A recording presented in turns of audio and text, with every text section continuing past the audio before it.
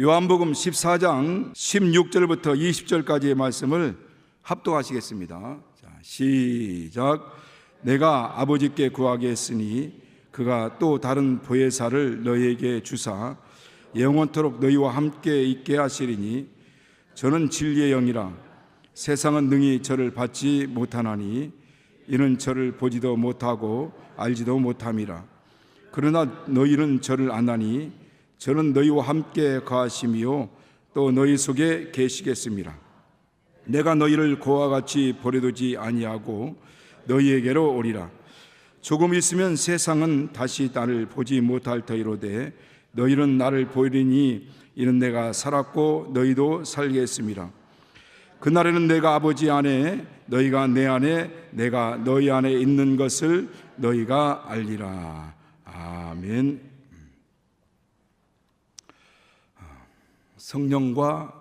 성령님과 친밀하라 라는 제목으로 피차 저와 여러분이 은혜 받기 원합니다. 여러분 누구와 친하십니까? 제가 설교를 못하게 만드는 거기서 정답이 나와버리면 저는 계속 그 얘기 하려고 했는데 벌써 성령님과 친하다고 하시니까 할 말이 없네요. 저는 다른 대답이 나올 줄 알았거든요. 자, 누구와 친하십니까? 어떤 사람과 친합니까? 어떤 사람과? 각자 이제 생각이 들죠? 내가 친밀한 사람, 나와 친한 사람이 누굴까라고 아마 머릿속에 생각이 날 겁니다. 워낙 많은 사람들과 같이 이렇게 관계를 맺고 살아가다 보니까 각각의 친밀도가 다를 수 있습니다. 똑같은 사람을 만나고 다른 또 이웃 사람을 만나더라도 그 사람과 그 사람과의 친밀도가 다를 수 있어요. 저는 제가 가장 친밀한 사람이 누구냐면 제 아내입니다. 아멘. 가장 부담 없이 대하는 사람도 제 아내예요. 내 모든 사정을 가장 많이 알고 있는 사람도 제 아내입니다. 제 아내는 저를 보면서 그렇게 얘기합니다. 당신 얼굴만 딱 보면은 당신 마음에 어떤 생각을 하고 있는지 다 보인다는 거예요. 그래서 우리 집사람이 나를 이렇게 쳐다보면 그 눈길이 무서워요. 아니 혹시 뭐가 내가 잘못한 게 없는가? 그러면서 나 자신을 이제 돌아보게 됩니다. 그래서 혹이라도 나를 가만히 이렇게 쳐다볼 경우가 있어요. 그러면 뜨끔할 때도 있고 내가 뭔가 잘못한 게 뭐가 있을까라는 생각이 들기도 합니다. 그런데 제 아내가 저를 아는 것보다 더 확실하게 아시는 분이 있는데 그분이 맞습니다. 하나님이십니다. 더 구체적으로 말씀드리면 내 안에 내주하에 계신 성령님이십니다. 고린도서 2장 11절 말씀 보면 나의 사정을 누가 잘 안다고 그랬어요? 내 영이 안다라고 그렇게 말합니다. 내 사정을 가장 잘 아는 것은 내 영이요, 그 내 영의 사정을 통달하고 감찰하고 통찰하여 가지고 그 영의 사정을 보시는 하나님의 성령께서 우리의 사정을 말할 수 없는 탄식으로 하나님께 간구하게 하시는데, 그 말할 수 없는 탄식으로 간구하게 하시는 그 기도가 바로 방언기도라고 했잖아요. 그래서 방언기도는 하나님의 뜻대로 하는 기도입니다. 거기에는 인간의 어떤 욕심이 들어가 있지 않아요. 정말 하나님 보실 때 내 사정이 어떠한 것을 알고 하나님 보실 때 너는 이렇게 돼야 돼, 이런 사람이 돼야 돼 라고 하나님 그렇게 판단한 대로 성령께서 내 영을 막 감동시키는 거예요. 그래서 말할 수 없는 탄식으로 하나님이 원하시는 소원을 갖고 하나님께 기도하게 하는 게 바로 방언기도입니다. 그래서 저는 어찌하든 간에 어쨌든 방언기도를 많이 하려고 노력을 많이 하고 있어요. 성령도 우리 연약함을 도우시나니, 우리가 빌바를 알지 못하나 오직 성령이 말할 수 없는 탄식으로 우리를 위해서 간구해 주신다라고 우리가 잘 알고 있는 로마서 8장 26절에 말씀하지 않습니까? 성령도 우리 연약함을 돕다라고 할 때, 이게 돕다라는 말, 그 시제가 현재 시제입니다. 현재. 그래서 과거에 하나님이 도우셨다라는 게 아니고, 그래서 항상 과거에 나는 뭐 성령의 이렇게 충만을 받았고 성령의 이런 역사를 체험하고 성령의 이런 이적을 체험했다라고 하는 과거형 간증들, 나 때는 이전에는 이랬는데 라고 하는 그것이 그것으로 끝나는 게 아니라 또 미래에 내가 이렇게 도와줄 것이라는 것이 아니라 그분이 지금 현재 성령이 우리 연약함을 도우시나니 지금 현재 우리 연약함을 아시고 정말 우리의 부족한 점을 아시고 그 연약함과 부족한 점을 위하여서 기도하게 하시는 거예요. 그래서 성령 충만하고 우리가 여러분 막 방언도 막 기도하고 하면은 내가 하나님 보실 때 내가 내 약점이 무엇이고 내 연약한 점이 무엇인지를 알게 됩니다. 그래서 그것을 위해서 기도하게 하는 거죠. 하나님은 끊임없이 우리 마음 가운데 나는 내가 이렇게 되기를 원한다. 너 이런 사람이 되기 원한다. 이런 믿음의 사람, 이런 진리의 사람, 이런 성령의 사람, 이런 하나님의 사람, 이런 사람이 되기 원한다는 마음을 우리 가운데 두시는 거예요. 그래서 너희 안에 생하시는 이는 하나님이시니 자기의 기쁘신 뜻을 우리 마음 가운데 두사 소원을 가지고 행하게 하신다는 거죠.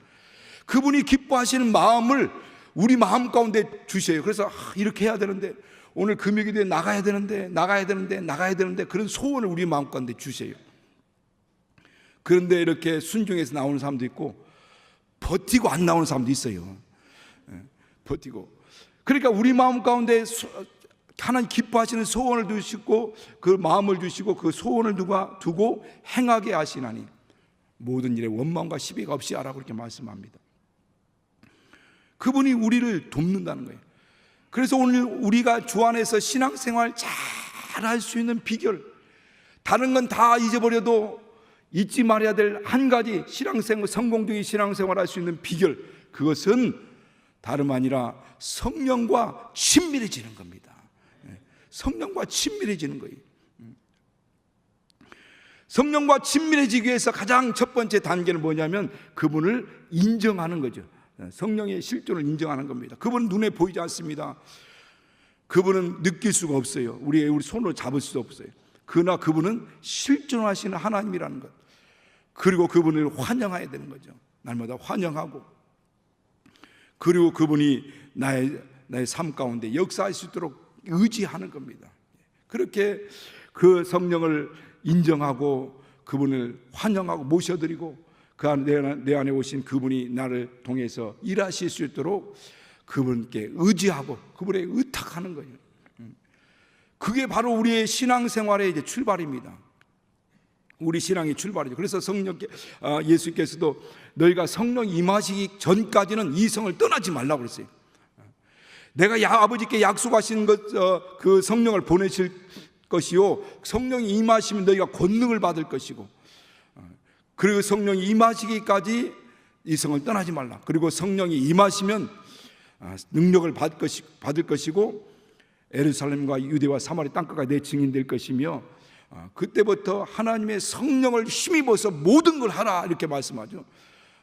우리 자주 드린 말씀처럼, 그래서 기도를 하더라도 성령을 의지하여 성령으로 기도하라고 유다서 1장 20절에 말씀하시고, 전도를 하더라도 성령으로 전도하라고 사도행전 1장 8절에도 말씀하시고, 봉사를 하더라도 성령으로 봉사라고 빌립보서 3장 3절에도 말씀하시고, 귀신을 쫓고 능력을 행하더라도 성령으로 귀신 쫓고 성령으로 능력을 행하라고 마태복음 12장 28절에도 이렇게 말씀합니다.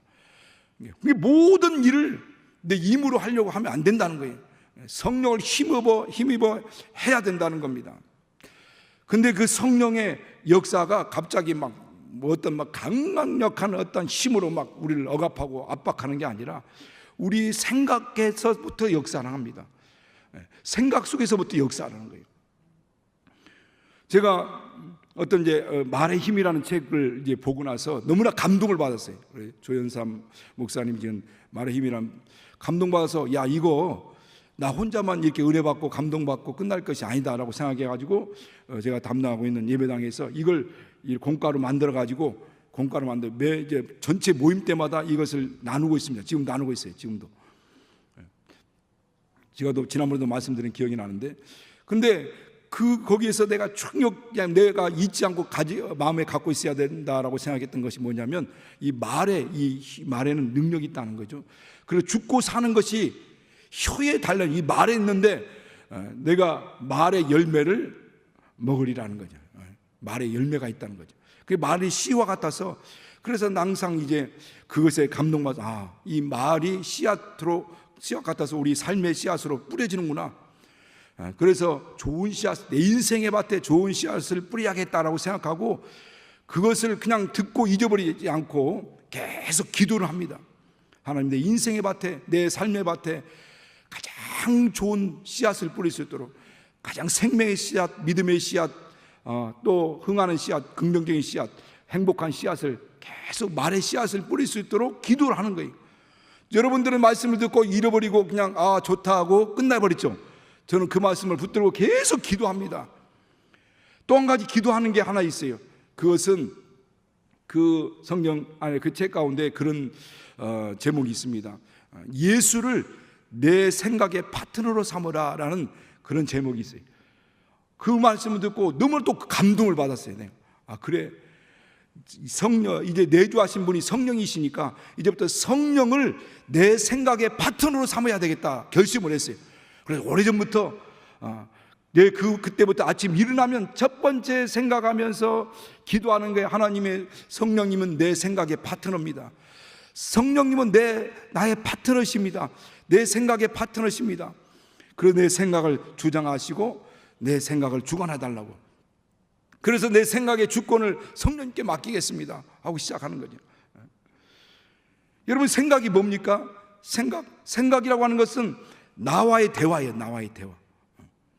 생각이 나와의 대화이기 때문에 이 생각과 내 마음이 건강한 사람은 건강한 생각을 합니다. 그런데 이 생각이 병들어 있거나 우리 마음이 여러 이전의 삶의 상처로 인하여서나 아니면 여러 가지 열등감이나 여러 가지 부족한 점으로 해서 병들어 있으면 이 병든 나와 내가 계속 대화를 하는 거예요. 그러면 그 삶이 병든 생각으로, 병든 마음으로 가득 차게 되는 겁니다. 그런데 중요한 것은 그런 생각이 이렇게 계속 반복하게 되면은 나와 이 생각이 계속 반복되다면 이것이 이제 증폭이 되는 거죠. 증폭. 그래서 여러분, 증폭, 이 내적인 이 하울링 현상이 나온다는 거죠. 우리 지금 마이크로에서 제가 말을 하면 스피커에서 말이 나오지 않습니까? 그 스피커에서 나오는 말이 또 마이크로 들어가서 이렇게 하울링 현상이 나면 계속 반복이 되면서 삑사리가 나고 막 이제 증폭이 막 소리가 막 엄청 크게 이루어지죠. 그런 것처럼 내 안에서 나와의 대화인데, 나와의 대화라는 것은 뭡니까? 내 생각이라는 것, 나라고 하는 것은 내 어떤 가치관이나 또 어떤 내 자신의 배웠던 경험들, 지식들, 그거 가지고 하는 거거든. 나와의 대화는 나 자신을 초월할 수는 없어요. 내가 알고 있는 지식만큼, 내가 경험한 어떤 경험만큼, 내가 가지고 있는 어떤 그 가치관을 가지고 판단하고 이렇게 생각하는 겁니다. 그런데 부정적인 생각이 들어오면 그것이 내적인 하울링 현상이 일어나면 그것이 반복되면서 막 증폭이 돼요. 그래서 어떤 사람은, 정말 건강한 사람은, 마음이 건강하고 생각이 건강한 사람들은 큰 일도 적은 일처럼 생각하고, 또 그런 마음이 병들어 있으면은 적은 일도 크게 생각하는 거예요. 이거 증폭시키는 거예요. 막 계속 자기 생각 안에서 나와의 대화하면서 이걸 어떻게 하면서 죽여 마라 하면서 이제는 나중에는 막 이제 살인도 할 수 있는 그런 마음이 생기고, 조그마한 일도 막 계속 증폭돼 가지고 자기가 어떤 자살해 버리는 사람들이 생깁니다. 그러니까 나 자신과의 어떤 대화에서는 한계가 있는 거예요. 나 자신을 초월할 수 없습니다. 그래서 이 생각의 파트너를 바꾸라는 겁니다. 이 생각의 파트너를 바꾸라는 거예요. 그래서 나는 이제 내 생각의 파트너를, 성령님을 내 생각의 파트너로 바꿨어요. 그래서 어떤 일이든 간에, 하나님, 오늘도 이와 같은 일들이 있을 텐데 이럴 때는 어떻게 해야 되는 겁니까? 이런 문제가 있을 텐데 또 이것을 해야 되는데 내가 어떻게 해야 되고 어떻게 판단해야 되고 어떻게 결정해야 되는지를 늘 성령님과 대화를 하는 거죠. 그분을 내 생각의 파트너로 삼습니다. 내 자신과의 생각에서는 한계가 있고 더 이상 극복할 수 없는 그런 일들이 벌어지지만은 그래서 때로는 절망하게 되죠. 아무리 고민하고 아무리 해결 방안을 찾더라도 해결 방안을 찾을 수 없기 때문에 절망하고 낙심하게 되고 그렇게 살아갑니다. 그러나 성령과의 이런 나의 파트너 삼고 대화할 때 그분이 주시는 지혜가 있고 그분이 주시는 영감이 있는 겁니다. 그래서 그 모든 문제들을 해결해 나갈 수 있고 그 모든 문제들을 풀어나갈 수 있고 그래서 절망 가운데 있을지라도 아무 희망이 없이 보일지라도 그 가운데서 희망이 보이고 해결할 문제가 해결될 수 있는 어떤 문제 해결거리가 보이게 되는 거죠. 여러분 생각의 파트너를 바꾸시기 바랍니다. 지금까지 여러분 혼자만 고민하고 있었다고 한다면 매사 주님이라면 예수님이라면 어떻게 하셨을까? 이 상황에서 오늘 만나야 될 대상 또 우리가 해결해야 될 문제들을 주님은 어떻게 해야 되면 좋겠습니까? 라고 생각의 파트너를 바꾸셔야 돼요. 그래야만이 온전히 우리에게 그분이 말씀하시고 우리를 주장할 수 있는 겁니다. 여러분 하나님의 성령께서는 우리에게 계속 말씀하십니다. 요한계시를 보면 그걸 알 수 있잖아요. 귀 있는 자는 성령이 교회들에게 하시는 말씀을 들으라는 거예요. 들으라. 성령은 계속 말씀하려고 내가 말할 테니까 들으라는 거예요. 근데 여러분 사람 관계도요 대화를 하는데 자기 말만 계속하고 다른 사람의 말을 안 듣는 사람이 있어요. 여러분 그런 사람들과는 이제 상종하고 싶지 않습니다. 그런 사람들과는 이 친밀한 관계가 유지가 안 돼요. 그러니까 서로 대화할 때는 그분의 문제도 듣기도 하고 내 얘기도 하지만은 다른 사람들 얘기를 드려야 되는 거예요. 주구장창 자기 얘기만 한다면 이 사람들과 누가 더 만나고 싶고 같이 대화하고 싶겠습니까? 여러분 우리의 신앙도 마찬가지예요.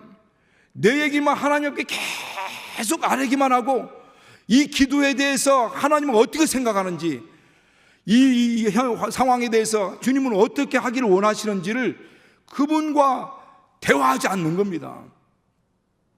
그런데 방금 말씀드린 것처럼 성령이 네가 귀 있다고 한다면 마음의 귀를 열고 성령이 교회들에게 곧 교회의 가장 구성원인 저와 여러분에게 말씀하시는 그 음성을 들으라는 거예요.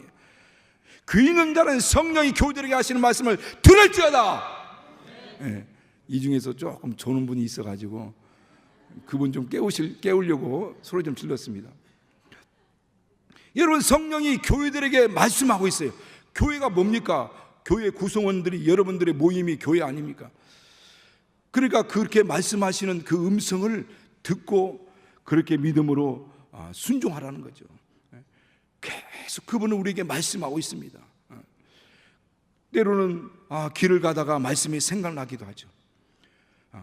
때로는 어떤 죄책감이 들기도 합니다.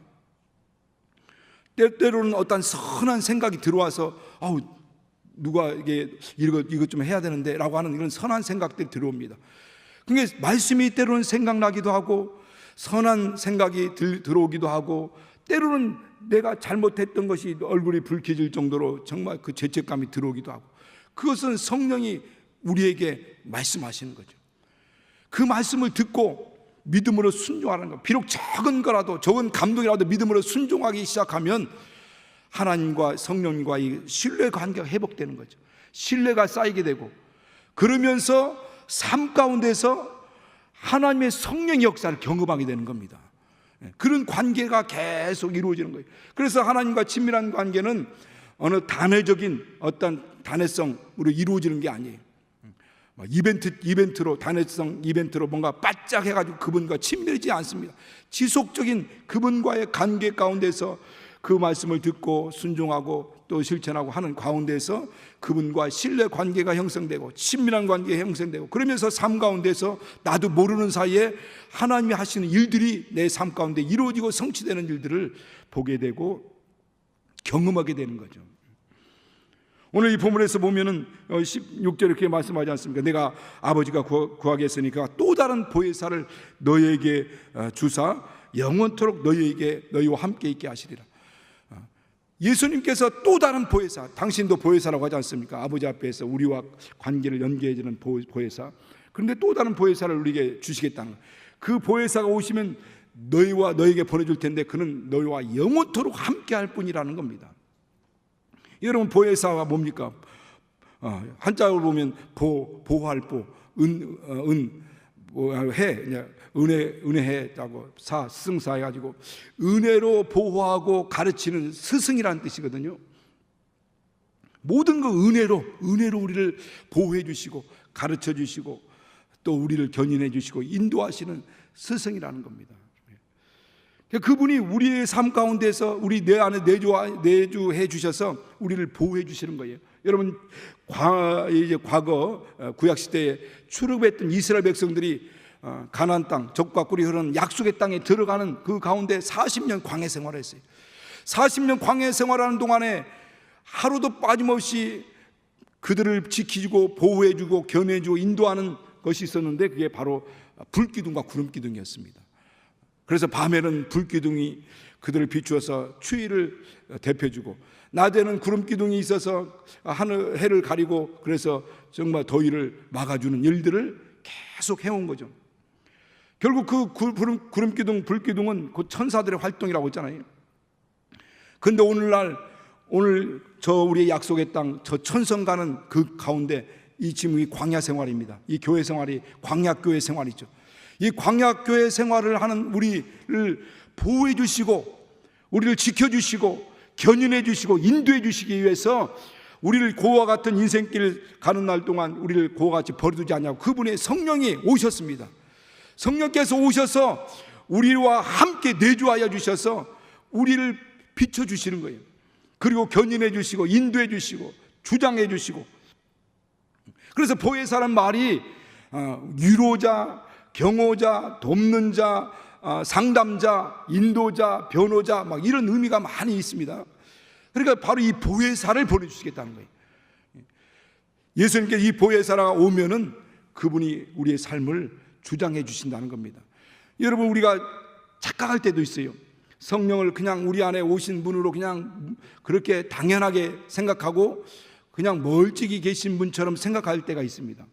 여러분, 그러나 우리가 분명히 알듯이 성부와 성자와 성령 하나님 삼위가 일체되시는 분이라고 했잖아요. 하나님 아버지와 그 아들과 성령은 모든 권세와 권위가 동등하신 분이십니다. 만물을 창조하신 분이시에요. 아들과 함께 모든 역사들을 이루신 분이 바로 성령이십니다. 그분이 우리 안에 오신 거예요. 그분이 우리 안에 오셔서 그분의 모든 역사들을 이루고 가시는 겁니다. 그래서 우리를 억압하고 있는 원수 마귀, 우리의 생각을 막 방해하려고 하는 이 원수 마귀요, 귀신들. 여러분, 우리가 이 생각, 아까 생각에 대해서 말씀드렸지만 이 생각이 영적인 전쟁터 아닙니까? 성령도 이 생각을 통해서 역사하기도 하지만은 마귀도 이 생각을 통해서 유혹합니다. 그래서 이 생각으로 말미암아 망한 대표적인 인물들이 있죠. 가룟 유다, 아나니아, 삽비라입니다. 그런데 이 모든 이 원수 마귀와 이 모든 세력들을 능히 다 이겨낼 수 있는 능력이 바로 하나님의 성령이죠. 그래서 주의 성령이 내게 임하셨으니 가난한 자에게 복음을 전파하게 하시려고 포로된 자를 자유케 하고 눈먼 자를 보게 하며 눌린 자를 자유케 하려 하심이라고 말씀합니다. 방금 조금 전에도 말씀드린 것처럼 성령으로 귀신을 쫓으라는 거죠. 이 모든 믿음의 역사는 성령을 통해서 이루어진다는 걸 믿으시길 바랍니다. 그분이 성령으로 이루어지는 일들입니다. 그래서 내 열정, 내 힘, 내 능력으로 할 수 있다고 생각하지 말라는 거예요. 그래서 성령이 임하기까지는 떠나지 말고 성령을 기다리라는 거예요. 성령이 임하시면 비로소 너희가 권능을 받고 하나님이 원하시는 그 일들을 이루어 가실 것이라는 겁니다. 여러분, 이 성경을 보면은 하나님의 막 역사들이 막 이루어집니다. 우리 개인의 신앙생활도 인도할 뿐만 아니라 사도들의 모든 이 사역들, 전도 사역이든 목회 사역이든 이 모든 사역들을 성령이 주도하고 이끌어 가시는 장면들이 성경에 많이 기록되어 있습니다. 많이 성경 기록되어 있지만 오늘 우리가 한번 보기를 원하는 것은 우리 한번 사도행전 16장 6절부터 한 10절까지 한 말씀 한번 보겠습니다. 한번 읽겠습니다. 자, 시작. 성령이 아시아에서 말씀을 전하지 못하게 하시거늘 부르기아와 갈라디아 땅으로 다녀가 무시아 앞에 이르러 비두니아로 가고자 애쓰되 예수의 영이 허락지 아니하시니라. 무시아를 지나 드로아로 내려갔는데 밤에 환상이 바울에게 보이니 마게도냐 사람 하나가 서서 그에게 청하여 가로되 마게도냐로 건너와서 우리를 도우라 하거늘 바울이 이 환상을 본 후에 우리가 곧 마게도냐 떠나기를 힘쓰니 이는 하나님이 저 사람들에게 복음을 전하라고 우리를 부르신 줄로 인정함이로라. 성령이 아시아에서 말씀을 전하지 못하도록 맞습니다. 그러니까 바울이 2차 전도 여행을 할 때 먼저 아시아에 가서 복음을 전하고, 이 아시아는 튀르키의 그 서부 북부 지역, 서부 지역 정도 되는데 거기 가서 복음을 전하고 비두니아로 건너가서 거기서 복음을 전하겠다는 마음의 결심과 계획을, 전도 계획을 세웠습니다. 그 동료들과 함께. 그래서 아시아로 가려고 하는데 여기서 말씀은 성령이 아시아에서 말씀 전하지 못하게 막는 거예요. 그래서 다시 방향을 바꿔서 비두니아 쪽으로 이제 그쪽으로 가려고 했으니 그 비두니아 쪽으로 가려고 하는데 거기서 애쓰되 예수의 영이 허락지 아니하신다는 거예요. 여기서 보면은 아시아에서 복음을 전하지 못하게 만들고 예수의 영이 성령이 비두니아에서 가서 전도하는 걸 허락지 아니하는 것에 대해서 구체적으로 어떻게 방해했는지, 어떻게 제한하고 막았는지에 대해서는 나오지 않습니다. 그러나 우리가 여러 가지 이 성경을 통해서 볼 때 유추해 볼 수는 있어요. 그 당시 실라와 같은 사람, 예언자 아닙니까? 예언자 실라, 또 이후에 같이 합류하는 누가 같은 사람도 엄청난 영감의 사람들이죠. 그들을 통해서 아마 예언도 있을 수 있습니다. 그 당시 예언이 있었으니까. 예언이 있었을 수 있어요. 가지 말라고 하십니다 라고 막았을 수도 있고, 그러나 그것은 막 특별한 경우죠.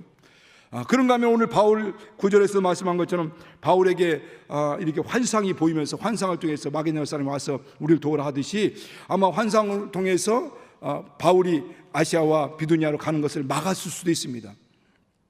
그러나 이것도 뭔가 좀 특별한 거죠. 그러나 우리 보통 사람들에게 나타나는 하나님의 성령의 역사는 우리 마음과 생각을 통해서 많이 역사하는데, 그런데 그걸 분별할 수가 있어야 되죠.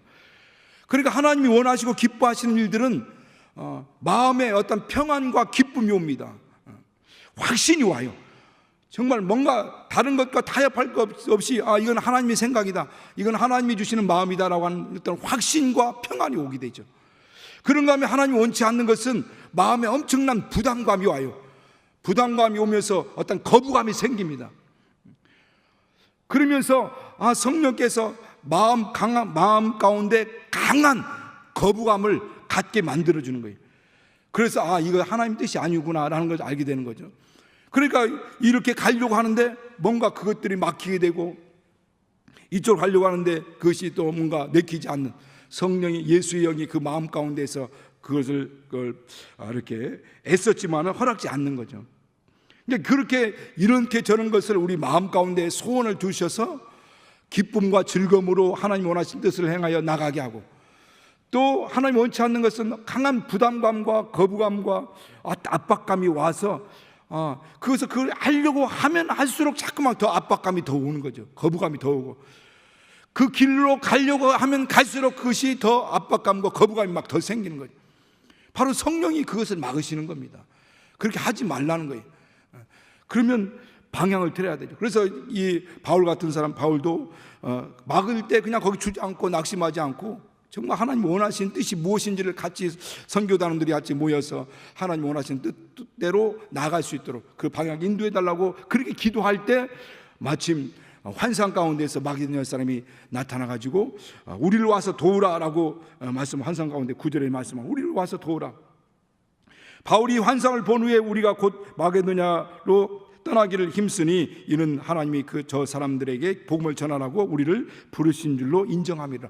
이거 인정함이다라고 하는 말의 의미를 보니까 우리 말로는 그냥 인정함이다라고 했는데 그 원어적인 의미가 보면 이 조각조각 흩어진 것들을 한쪽으로 꽉 모으는 것, 조각조각 흩어졌던 조각들을 하나로 딱 뭉치는 것, 모으는 것을 의미하더라고요.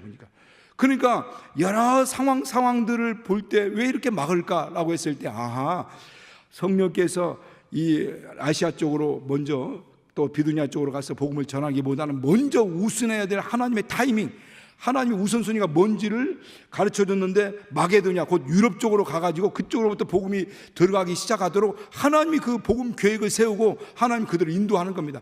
그러면서 아하, 이 마게도냐 지역 유럽 쪽으로 복음을 전하도록 하기 위해서 하나님이 그렇게 막으셨구나라는 것을 나중에 이제 알게 되고 깨닫게 되는 거죠.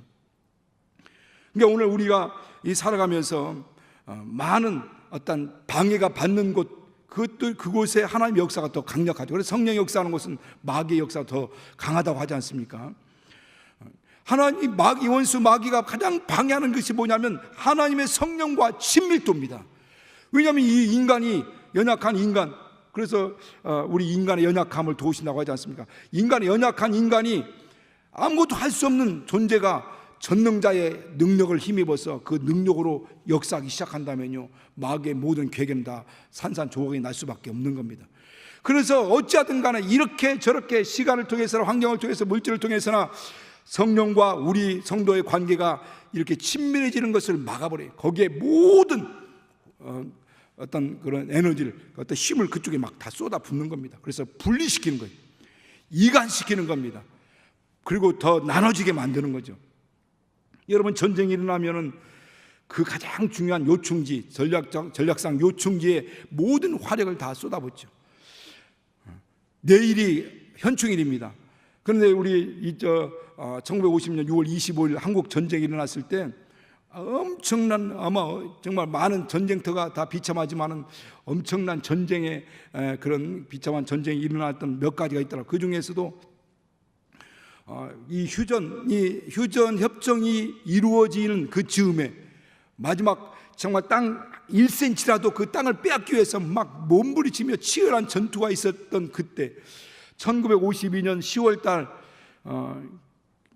철원 근방에 395 고지, 거기에서 엄청난 이 전투가 벌어졌습니다. 뺏고 빼앗는 역사들이 있죠. 그곳이 철원 평야가 펼쳐져 있는 곡창지대고 전략상, 이 군 전략상 가장 요충 지역이기 때문에 그것을 사수하려고 어마어마한 전투가 벌어졌어요. 근데 그 전투에서 우리 남한의 9사단과 중공군 이 38사단이 열흘 동안 전투를 했는데, 그때 열흘 동안 전투가 벌어지면서 그 고지에 쏟아졌던 그 포탄이 75만 톤이라고, 75만 발이라고 했나요? 그러니까 그 봉우리에 포탄이 75만 발이 막 떨어졌는데, 얼마나 포탄이 떨어졌는지 그 산 꼭대기 정상에는 완전히 그냥 막 바위도 다 깨져나가고 아예 나무는 아예 없고 흙이 막 뒤집어지고 해서 공중에서 보면은 하얀 발이 이렇게 누워있는 형상이었다는 겁니다. 그래서 그것을 백마고지라고 하는 거죠. 백마고지. 거기 열흘 동안 싸우는데 한 1만 명 정도가 죽었다는 겁니다. 이게 우리가 옛날 우리 노래에 있지 않습니까? 전우의 시체를 넘고 넘어. 1만 명이 그 전투에 열흘 동안 온 화력을 다 쏟아부었는데 결국 우리 국군이 승리를 한 겁니다. 그래서 오늘 철원 평화가 있는 거죠. 그런 것처럼 원수 마귀는 가장 전략적으로, 가장 또 어떤 그런 마귀의 어둠의 세력 가운데서 방해할 것이 어떤 것인지를 딱 타깃을 잡고 방해하는데, 어쨌든 하나님의 성령과 성도의 관계를 막으려고 하는 거예요. 이간시키려고 하는 겁니다. 무너지게 만들고 깨어지게 만들고 시험 들게 만드는 겁니다. 그래서 성령께서 오늘도 말할 수 없는 탄식으로 우리를 위하여 간구하시는 거고, 우리 영이 또 하나님께 간구하게 하는 겁니다. 여러분, 성령님과 이 친밀함을 회복하시기 위해서 축원합니다. 이제부터 다른 것보다도 나는 연약하오니, 나는 힘이 없사오니 전능하신 하나님의 성령이 내 안에 내주하여 주시고 임재해 주셨사오니 성령이 역사하도록, 내 생각의 주권도 성령께 맡기고 나의 삶의 주권도 성령께 맡기고, 그분이 내 삶을 통해서 하나님의 영광을 나타내고 드러낼 수 있도록, 하나님의 살아계신 것과 어제나 오늘나 영원토록 동일하신 것, 바로 하나님의 그 현재성이 성령을 통해서 나타나고 증거됨을 통해서 하나님께 영광 돌리는 겁니다. 나의 힘으로서는 실패할 수밖에 없어요. 여러분, 우리 연약한 육체로 뭘 이길 수 있겠습니까? 그러나 우리 육체가 연약하여 할 수 없는 것은 하나님은 하시나니, 그분이 하신다는 거예요. 그분이 우리 안에 오셔서 그 성령으로 말미암아 하나님의 거룩한 믿음의 역사를 이루려고 하시는 겁니다. 여러분, 성령께 주권을 맡기시기 바랍니다. 그분은 전능자십니다. 창조자, 우리 이 만물을 창조하신 창조자시고 우리를 지으신 조물주시고 나를 통치하고 있는 바로 하나님이십니다. 성령 충만함이라는 것은 그분이 나를 온전히 통치할 때 성령 충만이 이루어지는 겁니다. 이 시간 우리 같이 찬양하고 기도하겠습니다. 정말 우리가 간절함 성령이 내 안에 오셔서 내 삶을 통치하시고 그분이 나를 통해서 하나님의 영광이 드러나게 하옵소서라는 그 간절한 소원을 가지고 오소서 진리의 성령님, 우리가 찬양하고 기도하겠습니다.